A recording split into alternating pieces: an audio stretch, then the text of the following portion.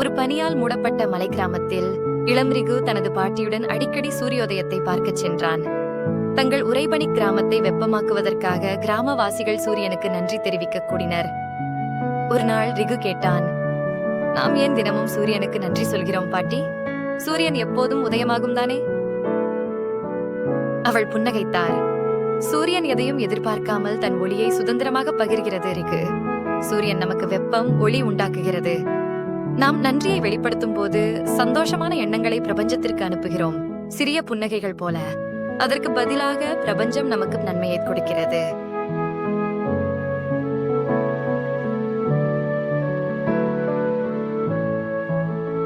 அவர்களை சுற்றி இருந்த விலங்குகளை ரிகு கவனித்தார்.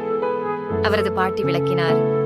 சிறிய எறும்பு முதல் உயரமான மரம் வரை அனைத்து உயிரினங்களும் ஒற்றுமையாக வாழ்கின்றன. நன்றியுணர்வு மற்றவர்களுடன் மற்றும் சுற்றுப்புறத்துடன் ஒற்றுமையை உருவாக்கும் செயல்களை ஊக்குவிக்கிறது.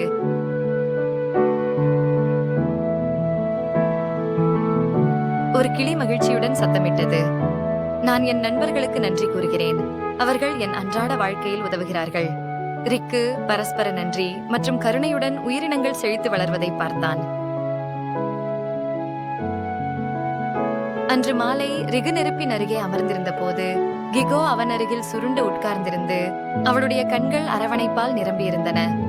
நன்றி உணர்வுக்கு வார்த்தைகள் தேவையில்லை என்பதை உணர்ந்த ரிகு, அது மென்மையான தோற்றமாகவோ அல்லது வால் அசைப்பதாகவோ தோன்றலாம், தோழமை மற்றும் அன்பின் அமைதியான பரிசுகளை அவன் மனதில் நினைவு கூர்ந்தான்.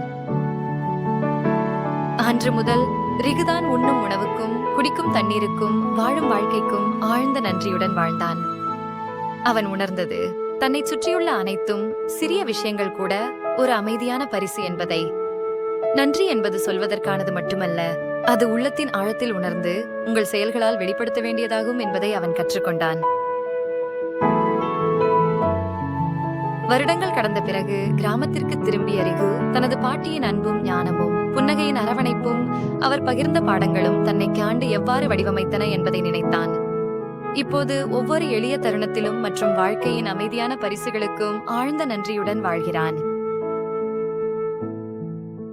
நன்றியுணர்வு நம்மை உலகத்துடன் இணைக்கும் மறைநூல் போல் இருக்கிறது. நன்றி செலுத்துவது நீரில் அலைகளை ஏற்படுத்துவது போல சுற்றிய அனைத்தையும் தொடுகிறது.